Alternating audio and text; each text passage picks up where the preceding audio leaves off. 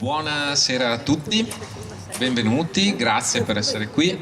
Io sono Andrea Tralli e questa è la terza presentazione della rassegna Giorgione Off 2024, la rassegna che vede protagonisti i vincitori del premio Giorgione di quest'anno e che hanno risposto tutti positivamente e sono estremamente contento e ti ringrazio tanto. Questa sera presentiamo Stefano Cosmo, menzione d'onore del Panda Noir. Stefano, grazie per essere qui, nonostante una condizione fisica non eccezionale, perché Stefano purtroppo domenica si è fatto male, però ci ha tenuto tantissimo ad essere qui questa sera con noi e ti ringrazio tanto. Stefano, com'è stato vincere la menzione d'onore al premio Giorgione? Allora, innanzitutto buonasera e grazie per avermi invitato, sono felicissimo di essere qui a poter parlare insomma con te e con voi del romanzo e è stato veramente bello, anche perché siete stati molto abili secondo me nel costruire la serata, perché non era il classico "and the winner is" con il nome del romanzo, no, ma c'era un attore, anzi più di un attore, no? che leggevano un brano del romanzo, e appena c'è stato l'incipit, lì l'emozione è forte, insomma, è stato bello anche, insomma, per chi conosceva, chi aveva già letto il romanzo, che ha esclamato "Oe!", così, no? Tutti, quindi è stato veramente bello. È un grande classico questo del premio, l'abbiamo avuto fin dal primo anno, questa cosa di leggere il brano prima di dire chi è il vincitore, e ci sono state delle scene da raccontare in camera caritatis, diciamo. Però dai, facendo un passetto indietro, come avevi deciso di partecipare al premio Giorgione? Come ti è venuto in mente, o te l'hanno suggerito? Come ci hai conosciuti? Così. Ma io qui al teatro di Castelfranco Veneto sono venuto varie volte a vedere varie presentazioni, e tra queste quelle del mio maestro, insomma, Massimo Carlotto, che viene spesso, quindi ero particolarmente affezionato a quella cornice perché mi è piaciuta sempre tantissimo. Il teatro è bellissimo, a mio avviso. E quindi ho detto, vabbè, sono venuto già qualche volta da spettatore, speriamo, insomma, di poter partecipare in modo un po' più attivo. E quindi appena l'ho visto, anzi, a dire il vero, c'è stata una lettrice che appena era uscito il bando mi ha subito scritto e mi ha detto: tu devi andare qua, non prova a vedere se vai qua. Io ho detto subito vado. Via, e sono andato su. Bene, che bello, grazie. Bene, e sei riuscito a calcare il palco da protagonista, insomma, bene, è stata una bella cosa, grazie. A proposito di Massimo Carlotto, infatti, una delle domande riguardava un po' il tuo rapporto con lui e come sei diventato scrittore, più o meno una cosa introduttiva. Ma Massimo è un maestro.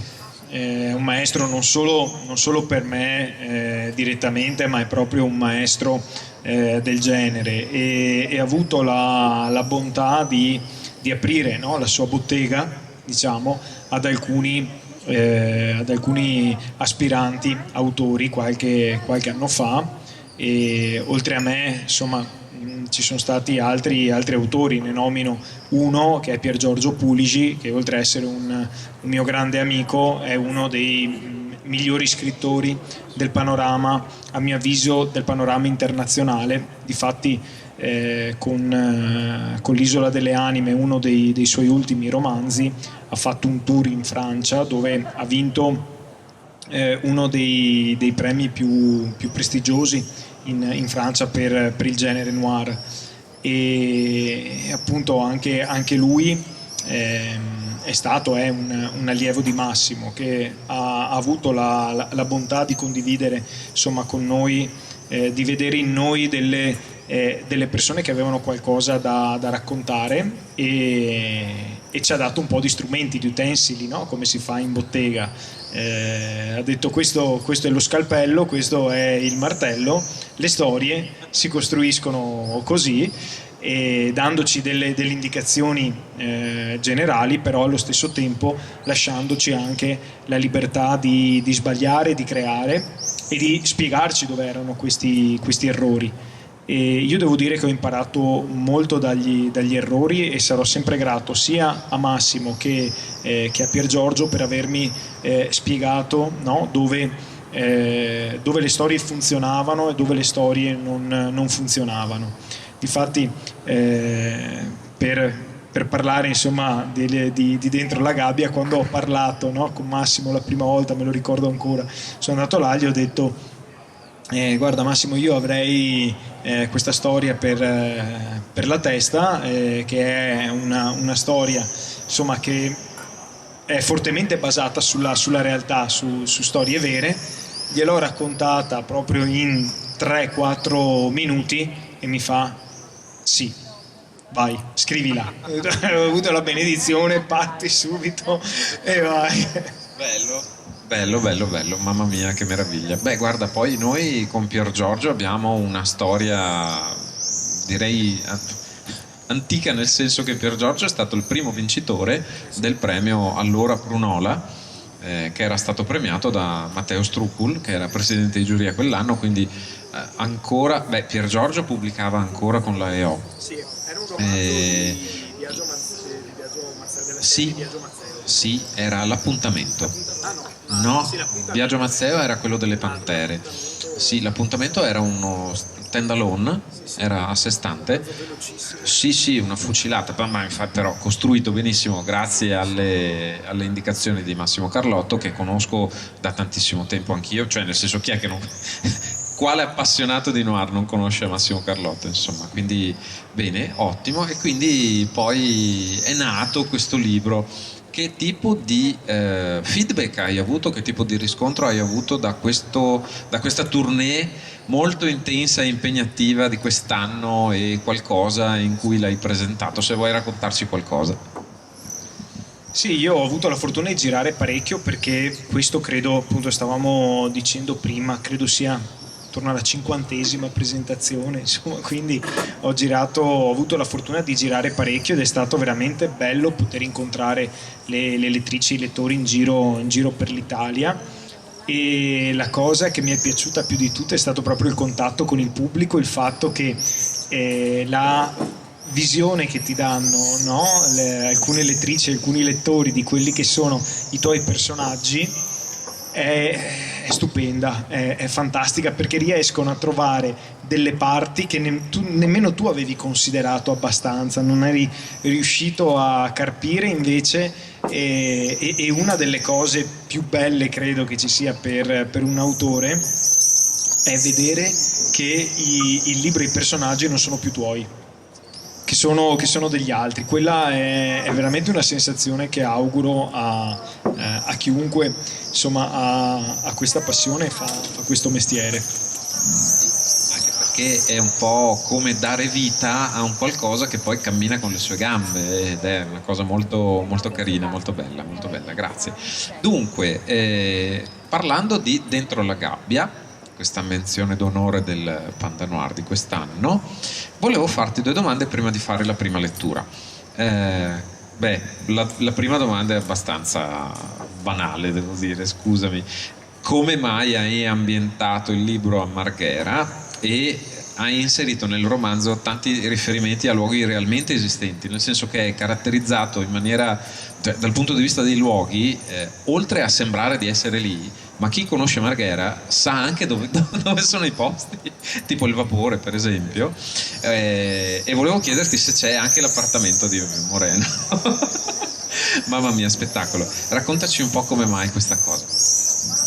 Ma allora, nasce tutto sempre dalla mia passione per il noir, no? Perché chiaramente io sono un lettore e divoro insomma qualsiasi libro del genere, e sono un appassionato lettore anche di Izzo, no? Mi è piaciuto tantissimo. Izzò, che è considerato un po' il padre del noir mediterraneo, con la sua trilogia su Marsiglia, secondo me è riuscito a fare una cosa meravigliosa, e cioè quella di far sentire una città come un personaggio, no? Te la fa sentire viva, te la fa sentire pulsante, sembra quasi, no, che sia fatta di carne e ossa.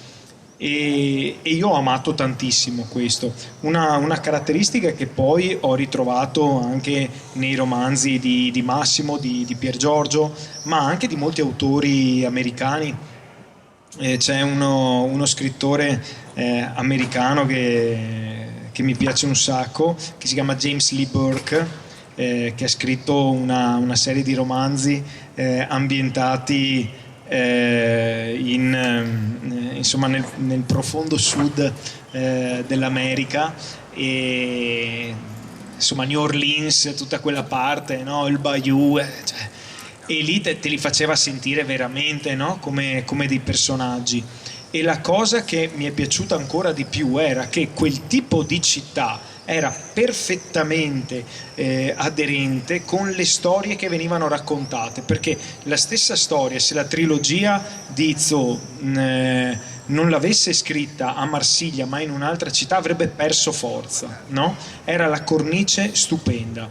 Siccome io volevo raccontare una storia di perdenti, volevo raccontare una storia sporca a tratti, no? Una storia dove nessuno alla fine ne esce completamente vincitore, e ho detto c'è solo una città che può andare bene per questo, per la sua storia, no? Per quello che si porta dentro, per quello che ha vissuto, e non solo perché ci sono nato, cresciuto e lavorato, come si suol dire a Marghera, ma perché secondo me è una città che porta nel suo DNA sia la lotta, perché è una città che ha sempre lottato, no? Dalle lotte operaie a Marghera i diritti non si sono fatti seduti dietro una cattedra dell'università, si sono fatti in strada con le lotte degli operai. A Marghera, voglio dire, ci sono stati gli operai che si sono presi le pallottole, hanno sparato sugli operai nel dopoguerra, no? Quando facevano le manifestazioni, quando recriminavano i propri diritti. E poi perché Marghera ha avuto una storia sociale unica, no? È stato un laboratorio del sociale.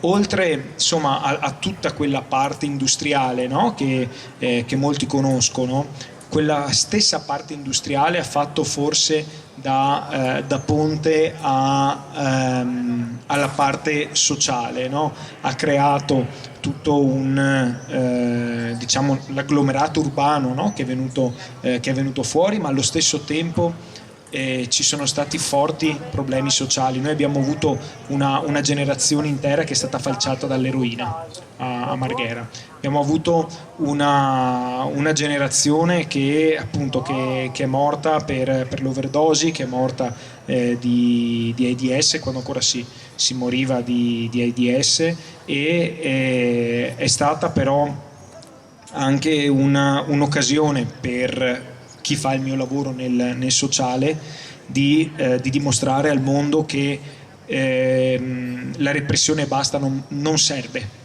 Non serve in questi temi, non serve. Servono gli interventi, servono i servizi, servono le strutture, serve andare in strada, serve parlare con le persone, serve educarli anche a volte, no? Sembra assurdo dire ma come, ma li vai a educare al consumo? Sì, vado a educarli al consumo, gli vado a dire che se la stessa siringa la usi in più persone rischi di prenderti una serie di malattie che ti possono portare alla morte.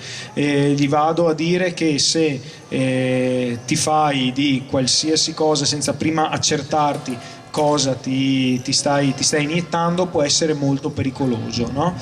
Come è successo insomma poco tempo fa con l'eroina gialla, no? Abbiamo avuto il record di morti. Mestre Marghera hanno battuto i morti per overdose di Roma e Milano, e come popolazioni siamo un po' diverse, no? Ecco. E per tutte queste ragioni ho detto bisogna ambientarla lì questa storia, ed è bello perché sai, hai a 2 chilometri Venezia, no? Dove hanno ambientato di tutto e di più, no? Dallo storico ai romanzi d'amore al noir, a qualsiasi cosa, ok? Però c'è il lato oscuro poi di Venezia, no? Che è Marghera. Che ricordiamo è sempre lo stesso comune, cioè, è paradossale, ma il comune di Venezia comprende Mestre e Marghera, che sono delle realtà sideralmente distanti come tipologie sociali, problematiche del comune, insomma, problematiche municipali diametralmente opposte, direi.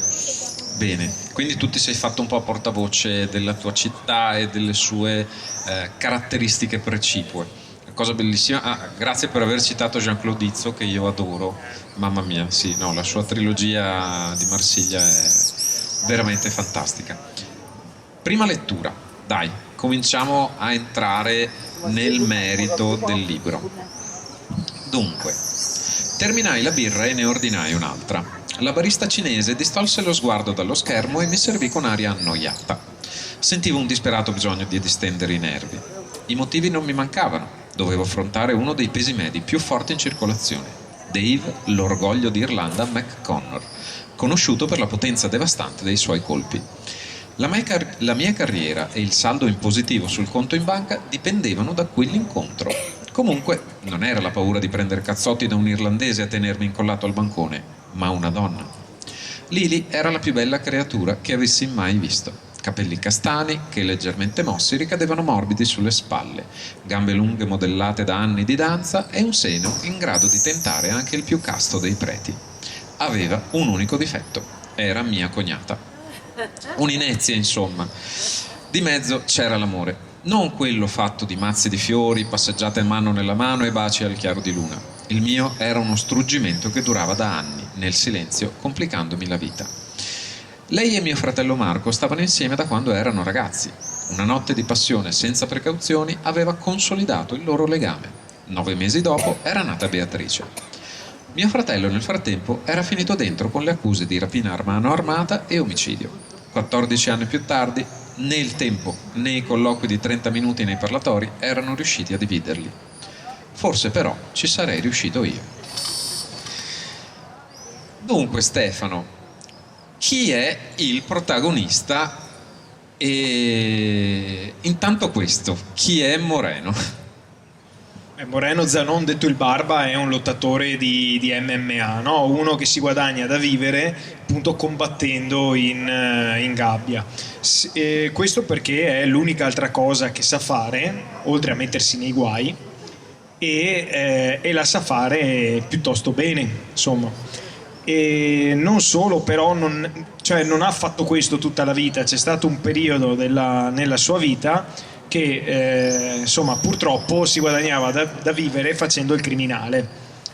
Ha seguito un po' il tracciato del fratello e la sua non è altro che insomma una strada tracciata da un destino che molti purtroppo, no, hanno conosciuto, colpevole semplicemente di essere nato nel quartiere sbagliato, all'interno della famiglia sbagliata, e di aver appunto intrapreso un certo tipo di vita, diciamo così, per imitazioni. Moreno però è anche un uomo innamorato, timoroso anche, no? di questo amore che nasconde con molta vergogna, perché appunto lui è follemente innamorato della donna di suo fratello, della compagna del fratello. La compagna del fratello chiaramente è fuori, è libera, fa una vita di estremi sacrifici come tutte le persone che hanno un familiare in carcere, e diciamo un nucleo monogenitoriale forzato in questo caso, perché appunto il compagno è in carcere, e il motivo per cui è in carcere il fratello è collegato a una rapina commessa assieme a Moreno molti anni prima, solo che questo Lily non lo sa. Infatti, diciamo che è un nucleo familiare ricco di particolarità, sicuramente anche di cose non dette, di equilibri molto sorprendenti. E mi fermo perché sennò faccio spoiler. Come hai scelto e strutturato la squadra dei protagonisti? Come ti è venuto in mente di pensare questa cosa? Ma proprio per curiosità, perché a me non sarebbe mai venuto in mente, quindi è proprio una curiosità. Ma sai, nel tipo di noir che piace a me, la realtà e la finzione si mescolano, no? Glauser diceva che appunto il poliziesco è un modo, è un modo interessante per dire cose intelligenti, no? Se non sbaglio. Quindi ho pescato soprattutto sulla realtà.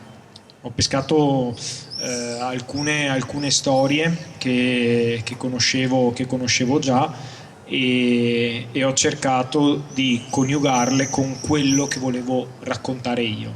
Innanzitutto non volevo raccontare una storia classica con protagonisti classici, anche perché non ne sarei stato in grado, cioè mi sembra che il panorama letterario sia già abbastanza pieno di ispettori, vice ispettori, questori, ispettrici, insomma, e via dicendo. E quindi volevo raccontare una storia da un punto di vista diverso, no? Dal punto di vista di uno che ha sbagliato, che sa di avere sbagliato e che cerca in qualche modo una strada verso la redenzione. E poi mi piaceva l'idea di mescolare, di dare un po' quell'impressione di quelle storie dei pugili che cercano di venire fuori dal ghetto, ma che comunque il ghetto ormai ce l'hanno dentro, quindi non riusciranno mai a venire fuori, no?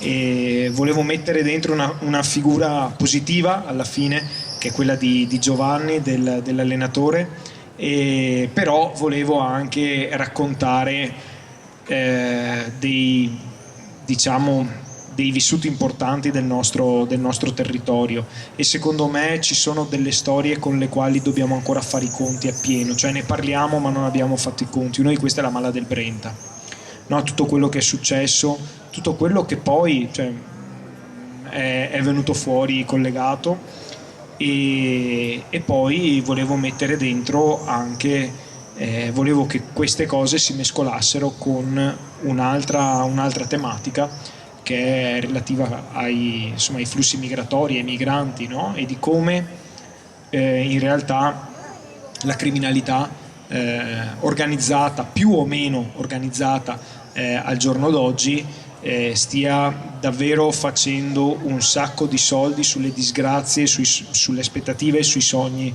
delle persone in maniera più o meno indisturbata. Sì, è un tema sicuramente centrale nel tuo libro, oltre a tutta la dinamica familiare e l'arco di crescita o meno dei personaggi. E, uno dei personaggi, sicuramente Giovanni, che è l'allenatore di Moreno Zanon, è una figura centrale molto positiva. Ecco, in quel caso sicuramente sì. Però un personaggio di cui volevo chiederti è Di Ciolla, che è questo personaggio estremamente particolare con un cambio di prospettiva verso la fine che mi ha sorpreso e colpito, per quanto sia assolutamente coerente. Ci vuoi parlare un po' di lui? Ma allora, il maresciallo Di Ciolla in realtà nasce proprio sia per mettere un po' in crisi il lettore, no? Per non regalare il classico, no? Sbirro integerrimo, così dico, sbirro in termini così romanzeschi, ecco, ma anche per opposizione, no? Io ho avuto la fortuna di conoscere, sia per motivi di lavoro sia per ragioni personali, alcuni marescialli dei carabinieri che hanno operato a Marghera, no? Uno in particolare, ed era una persona squisita, ma era una cosa che cioè, aveva un'abilità eccezionale, non solo nel fare il tutore dell'ordine, ma nel fare anche l'operatore sociale, cioè riusciva a far tutto, riusciva, addirittura lo mandavano quando c'erano gli scioperi con gli operai, perché aveva un'abilità, un'umanità che erano riconosciute trasversalmente e che gli permetteva, no, di risolvere molte situazioni semplicemente con l'antica arte della diplomazia e appunto dell'umanità. Questo termine che a volte sembra un po' di questo periodo, no, dire umanità un po'. E ho detto, mi sono trovato a pensare, ok, ma se in realtà ci fosse una persona che fa l'esatto opposto, come sarebbe? No? Come sarebbe trovarsi una persona, un tutore dell'ordine dall'altra parte, completamente disilluso da quella che è stata la vita, i propri principi, no? E decidesse di punto in bianco di dare diciamo un'altra svolta, no?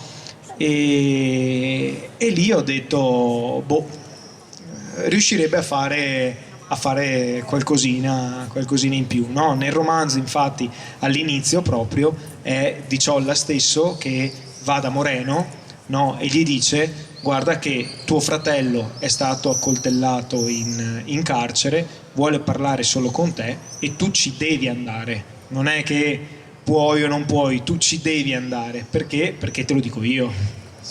Sì, infatti una cosa che mi ha colpito nella tua abilità di scrittura è questa di, come dicevi prima, in cui nessuno è vincitore, dei personaggi sono tutti difficili da interpretare, perché è difficile capire dove sta il bene e il male in tutti, nel senso che non c'è il classico stereotipo personaggio buono, personaggio cattivo. Non c'è questa cosa, se non per alcuni, vabbè, però sono personaggi quasi secondari, direi, nonostante siano magari quelli che muovono delle leve particolari, però è una cosa molto costruita, molto cesellata, molto che anche che ti fa amare i personaggi, o perlomeno io l'ho vissuto così, ecco. Bene, e andrei con la seconda lettura. Aspetta che la trovo,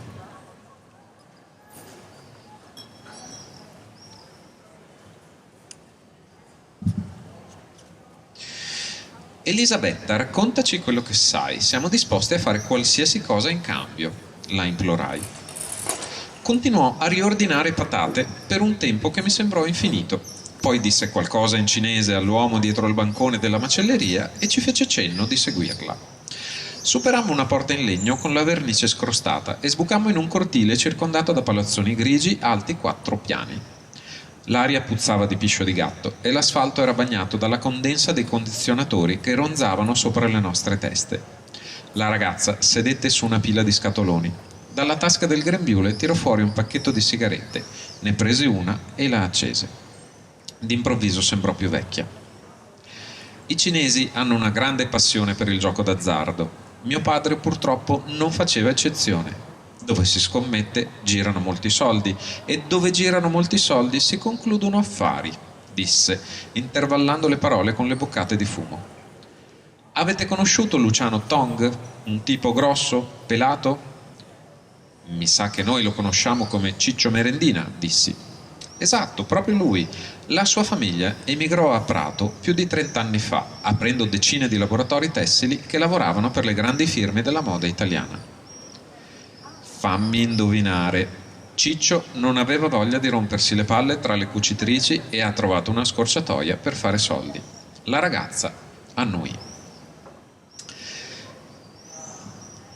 Caspita. Dicevamo prima, giustamente, che il grande tema dell'immigrazione è centrale in questo libro. Non solo direttamente l'immigrazione così come viene descritta oggi, dei barconi, eccetera, però c'è anche un livello in più. Come mai hai affrontato questo tema? Ma la voglia di affrontare questo tema mi è venuta perché, secondo me, in questo paese di immigrazione si è parlato in varie sedi, e perlomeno quello che ho avuto modo di vedere io è che ogni volta che se ne è parlato, se ne è parlato male. Se ne è parlato male perché era un tema dove si mettevano le bandierine dei partiti politici, no? Al posto di fermarsi un attimo e leggere il fenomeno in sé e guardare, no, l'altro lato della medaglia, cioè che dietro ci sono delle persone, no? E mettendo appunto le bandierine dei partiti politici c'erano di solito i due schieramenti, no? Che banalizzo e estremizzo, no? Del mandiamoli tutti a casa o accogliamoli tutti.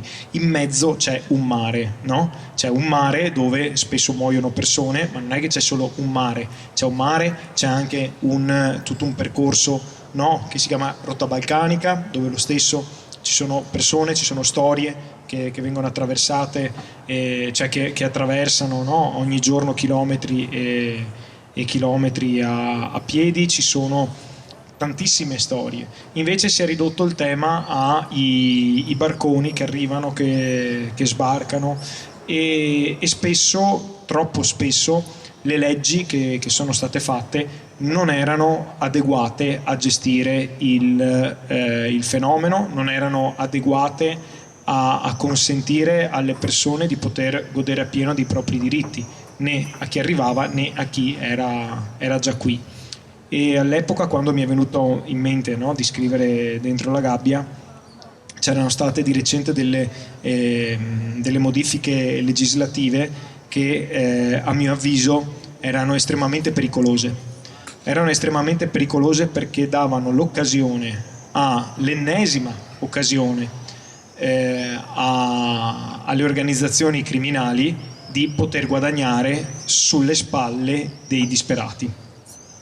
Quando tu vai a togliere un determinato permesso di soggiorno, quando tu vai a cambiare, a complicare ulteriormente tutte quelle che sono le possibilità di regolarizzazione, le modalità, la burocrazia, in realtà stai dando un'occasione a qualcuno per far soldi, ok? Se tu togli un permesso di soggiorno e dici guarda, l'unica possibilità che hai è quello che tu lo converti in un altro, no, per lavoro, vuol dire che tu quel contratto di lavoro in un modo o in un altro lo tiri fuori. Vuol dire che quel contratto di lavoro c'è qualcuno che è pronto a vendertelo, anche se tu non hai mai lavorato in quell'azienda, anche se non ci lavorerai mai in tutta la tua vita, ok? E di questo però se ne parla pochino. Ogni tanto vengono fuori degli articoli sui giornali, no, è arrestato questo, è arrestato quello, è arrestato quell'altro, ma non si tira mai la linea, no? Per dire, forse l'errore è alla base. No, forse bisognerebbe cambiare qualcosa alla base in modo da non dare questo tipo di possibilità. È cronaca di questi giorni, basta aprire il giornale di oggi per leggere sempre, no, le critiche, per leggere insomma critiche mosse nei confronti del decreto flussi, il famoso decreto flussi, no? E, compresa la legge Bossi-Fini, decreto flussi che permette alle persone di arrivare regolarmente in Italia, non tramite barconi.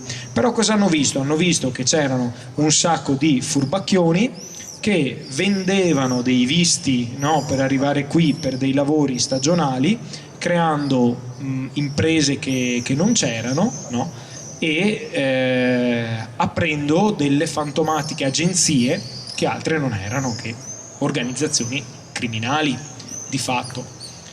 E secondo me è arrivato il momento che la smettiamo di parlare di luoghi comuni, no? Sui temi dell'immigrazione, che ci ricordiamo che ci sono delle persone dietro e che forse qualche responsabilità ce l'abbiamo anche noi, perché quando vediamo insomma aumentare anche gli arrivi dall'Afghanistan, dovremmo ricordarci che forse in Afghanistan ci siamo andati prima noi di loro. E ci siamo andati armati, quando vediamo, no, i migranti dalla Nigeria, com'è che sono arrivati in Italia? Sono arrivati in Italia perché ci siamo andati prima noi lì, però ci siamo andati con le multinazionali, ci siamo andati lì per le risorse, per le materie prime, eccetera. Poi uno può star lì a discutere e dire vabbè, ma quello è legale, è all'interno del mondo dei contratti, le multinazionali stringono accordi, vabbè, perfetto, però comunque ci sei andato prima tu, dei danni sono stati fatti lì, le persone insomma ne hanno, le fasce più deboli ne hanno patito, e diciamo che no, Einstein diceva che a ogni azione corrisponde una reazione uguale o contraria, e quindi potevamo aspettarcelo, ecco. Mi ero stancato anche sinceramente di sentir parlare di emergenza quando emergenza non è, perché voglio dire, era prevedibilissimo. Tutto ciò che è accaduto in Libia dalla morte di Gheddafi in poi era prevedibilissimo, così come era prevedibilissima anche la morte stessa di Gheddafi, insomma, tutto quello che sarebbe accaduto. Abbiamo imparato qualcosa, abbiamo capito qualcosa? Boh, non so, se mi guardo attorno mi sembra di no, perché stringevamo allora degli accordi con delle persone, no, dai principi morali alquanto dubbi. Secondo me abbiamo continuato un po' in quella scia a creare delle situazioni che prima o poi potrebbero implodere, e siccome erano delle cose che in qualche modo facevano star male anche me, no? Dicevo, perché devo star male da solo quando posso far star male anche altre persone, quindi ho seminato. Okay. Hai condiviso attraverso la scrittura questa angoscia sociale. Devo essere solo io. Esatto, no, ma giusto. Tutte le dinamiche anche economiche, dico una banalità, al magna che sta alle spalle della gestione di questo tipo di immigrazione, cioè questo tipo di complicazione legale per cui lascia ampio margine alla criminalità di fruttare su queste povere anime, e questa è descritta benissimo nel libro, così come è descritta però benissimo e si percepisce che sono parole palpitanti, che sono parole vere. Sono descritte le storie vere, cioè vere, di fiction all'interno del libro, però si capisce che sono vere, di quelli che ci sono passati, che cosa hanno vissuto, le storie tremende di cui sono state vittime questi personaggi, e anche il valore dell'amicizia che si crea tra di loro. Una cosa che ho apprezzato tantissimo è che tra due dei personaggi immigrati in Italia si era creata un'amicizia che va oltre anche la morte per certi versi. Quanto hai preso dalla realtà di queste storie? Ma lì ho tinto a piene mani, anche perché la fantasia degli autori purtroppo è limitata a volte, no? La brutalità della realtà e delle storie che hanno vissuto i migranti, soprattutto quelli che hanno fatto la rotta libica, no? Fino a qualche tempo fa, lì invece era sconfinata. In Italia purtroppo si è creato un meccanismo strano, perverso, no? Soprattutto nella gestione dei centri di accoglienza. Cioè nella gestione dei centri di accoglienza funzionava così, soprattutto dopo dei tagli adottati da alcune misure legislative, no? Funzionava che se tu volevi lavorare con delle persone con obiettivi precisi di inclusione sociale, quindi corsi di italiano, insegnare un lavoro, insomma tutto quello che può essere utile per costruire un futuro, non riuscivi mai, non ci stavi dentro coi costi, semplicemente non ti bastavano i soldi. Dall'altra parte però, se lavoravi male invece diventavi ricco. Questo è stato il cortocircuito forte, no? Cortocircuito che ha spianato la strada a personaggi come il nostro Trabacchin, e che ha saldato ancora di più il legame di persone che avevano già avuto un'esperienza forte, no? Come Jonathan ad esempio, no? Che è uno prima avversario, poi vabbè, non sveliamo altri, diciamo prima avversario, poi di Moreno all'interno del Combat Circus, e li hanno, diciamo, hanno saldato questo legame nato nelle difficoltà, no? E questo lì ho voluto attingere a piene mani per dar voce e spiegare anche a chi non è, diciamo, dentro il mio settore, quali sono le storie, no, che arrivano da noi, storie che spesso non vengono raccontate proprio perché troppo dolorose. No? Troppo dolorose, e si capisce perché anche poi, no? Si portano dentro un vissuto di dolore molto forte. Le parti che racconto del viaggio di Jonathan, ad esempio, e la parte della detenzione in Libia, io lì non mi sono inventato nulla, ok? Ho preso da più storie, e Jonathan, tra l'altro, è il nome del primo ragazzo con cui ho lavorato io, che ho seguito, che era un ragazzo di non so se vi ricordate Rosarno, qualche tempo fa, che era scoppiata, no? quella rivolta dei braccianti agricoli, che ecco, e appunto ho avuto la fortuna di conoscere questo ragazzo, e ho voluto, tra virgolette, no, omaggiare questo incontro. E la storia sua, del personaggio del libro, è presa da più storie, però la brutalità è reale. C'erano davvero nei centri di detenzione in Libia che buttavano un piatto di riso e pollo a terra, e dicevano, no, ok, tu e tu, adesso chi vince tra voi due lo mangia. E quando sei lì lo fai, no? E quindi era un modo per, diciamo, non dare delle risposte a chi leggeva, no? Perché trovare delle risposte non è il mio compito, ok, né il mio intento, ma dire, ok, fatti qualche domanda adesso. Sì, infatti gli input che si ricevono attraverso questo libro lascia tanto da pensare, e in questo il tuo obiettivo, secondo me, è raggiunto, perlomeno come l'ho letto io, come l'ho vissuto io, nel senso che una volta chiuso questo libro io ho pensato, caspita, ma davvero non sapevo un tubo di questa roba, cioè, nel senso, nemmeno io la so, però... no, ma mi viene voglia di approfondire, di scoprire meglio e di conoscere, ed è una bella cosa per un libro, caspita. Sì, eh sì.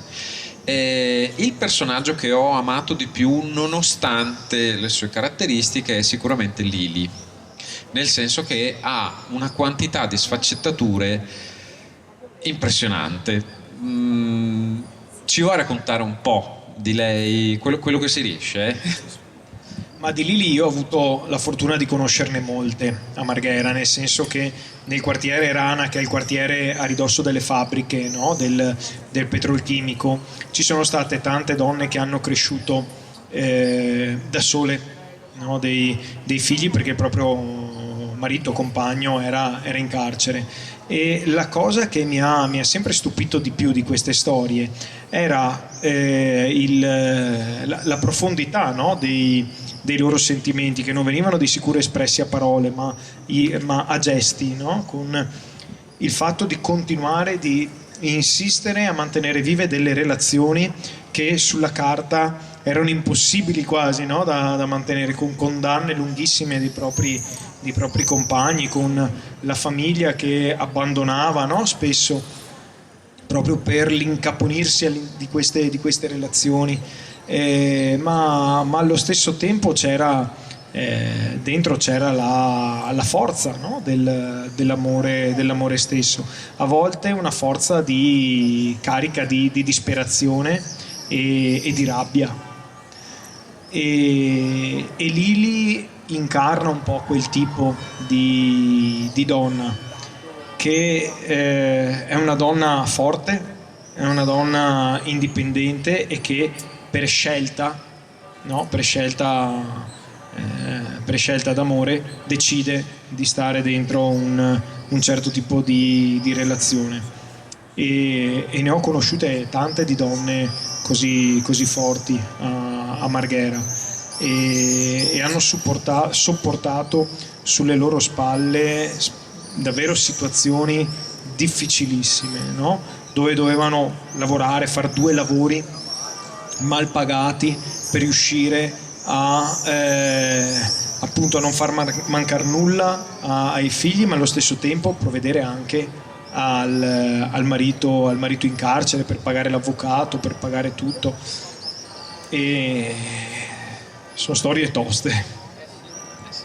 Perbacco, sì, sicuramente anche la storia di Lili è una storia estremamente tosta ed è degna di nota, sicuramente sì, sicuramente sì.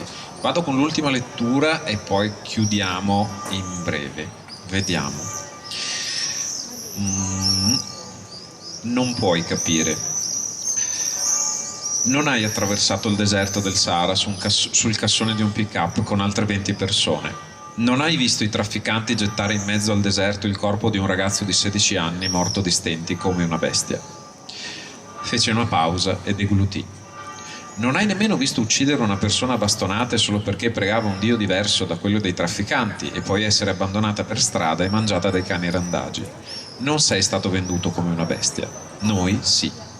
In Libia trattavano sul nostro prezzo, come quando mia madre comprava il pollo sulla bancarella a Benin City.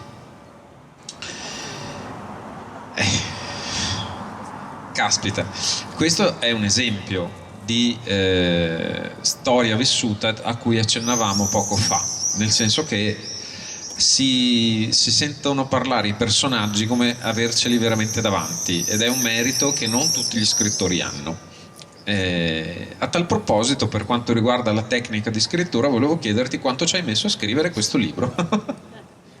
Troppo, non fatelo, è troppo. Credo di averne salvate 6 versioni, almeno 6 stesure, sì.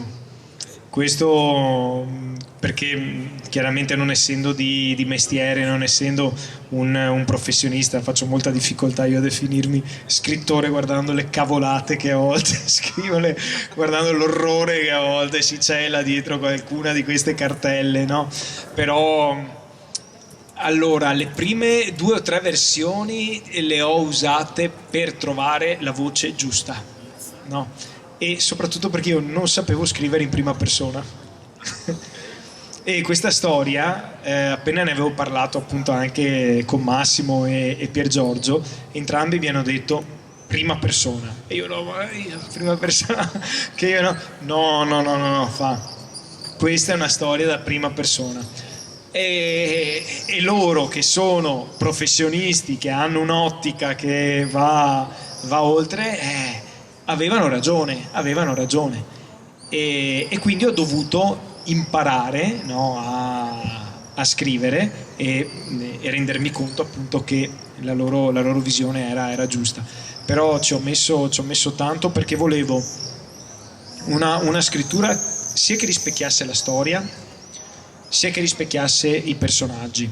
Non sono un amante proprio delle scritture barocche, soprattutto quando si tratta di queste storie, no? Se volete leggere delle storie belle crude, no, belle toste, il vecchio Ed Bunker con Animal Factory, insomma, è un maestro in questo, di come una scrittura asciutta, cruda, renda in pochissime righe l'atmosfera. Io ho sempre ammirato l'abilità degli autori che riuscivano a prenderti e a metterti dentro la storia con 2 o 3 righe, no? Cioè, a tenerti subito là, pum.